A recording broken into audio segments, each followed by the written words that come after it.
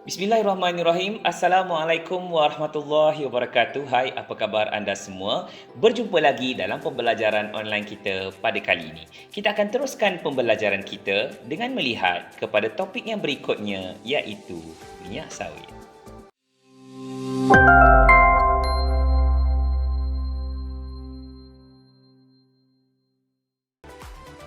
Okey, baiklah.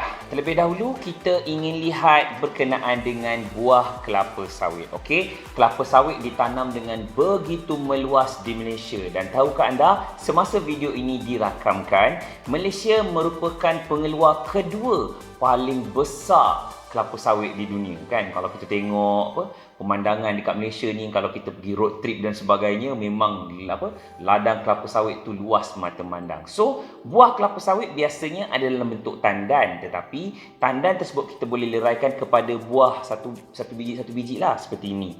Okey, ini adalah buah kelapa sawit yang dah sebiji. Okey. So macam mana kita nak tahu struktur? Kalau buah ni dibelah, kita akan dapat struktur dalamannya seperti ini. Okey, yang mana buah kelapa sawit terdiri daripada 3 bahagian. Apakah bahagian dia? Yang pertama ialah bahagian sabut, yang kedua adalah bahagian isi rong dan yang ketiga ialah bahagian tempurung. Apakah itu bahagian sabut? Bahagian sabut ni bahagian yang paling luas sekali, yang kita panggil dia sebagai mesokarp. Bahagian ini biasanya mengandungi minyak yang paling banyak. Yang kedua adalah bahagian, kita pergi bahagian tempurung. Bahagian tempurung, pada bahagian yang hitam itu, dia tidak mengandungi minyak, dan dalam tempurung itulah namanya bahagian isi rong ataupun kernel. Dalam ni sebenarnya mengandungi minyak yang paling berkualiti dalam buah kelapa sawit.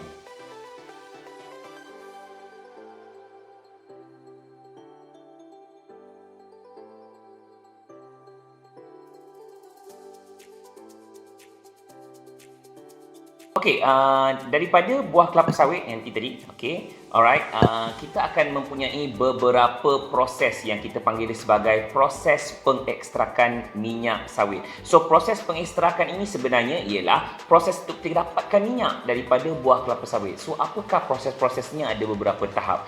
Pertama sekali ialah proses pensterilan. So, dalam proses ini, buah kelapa sawit akan disteril dalam steam bertekanan tinggi untuk yang pertama nak lembutkan buah, yang kedua untuk meleraikan buah daripada tangkai, dan yang ketiga untuk membunuh bakteria dan juga fungi. Setelah dia melalui proses pensterilan, buah kelapa sawit ini akan melalui proses penanggalan, yang mana setiap buah kelapa sawit ini akan ditanggalkan daripada tandannya. Selepas itu, dia masuki proses pencernaan. So, dalam proses pencernaan ini, buah kelapa sawit dipanaskan semula pada suhu tinggi dan dikacau dengan batang pemutar. Fungsi dia apa? Untuk mengasingkan bahagian sabut dengan bahagian tempurung. So, sabut dan bahagian tempurung yang mengandungi isi rong ini, diproses secara berasingan. So, sabut akan diproses dengan cara yang lain, isi rong akan diproses dengan cara yang lain.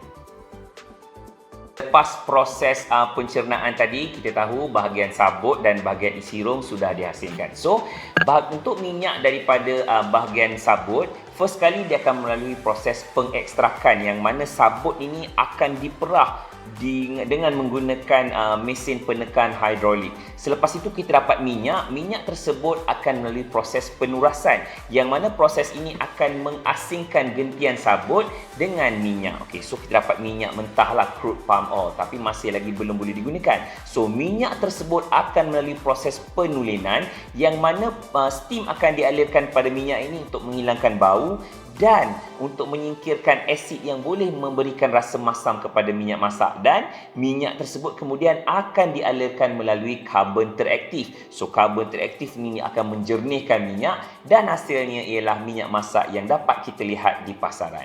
Berbeza pula dengan isi rong. Isi rong, yang pertama melalui proses pengekstrakan, sama macam sabut, dia akan dikukus dengan suhu tinggi, isi rong akan dikeringkan, dan minyak isi rong akan diekstrak dengan penekan hidrolik.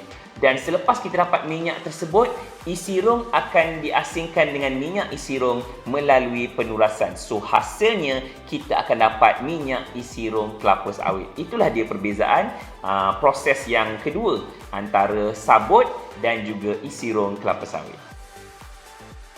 Okey, itulah tadi pembelajaran kita berkenaan dengan buah kelapa sawit. Kita sudah lihat struktur buah kelapa sawit dan kita dah lihat bagaimanakah proses untuk mendapatkan minyak daripada buah kelapa sawit ini. Sehingga kita berjumpa lagi dalam pembelajaran akan datang. Assalamualaikum dan jumpa lagi.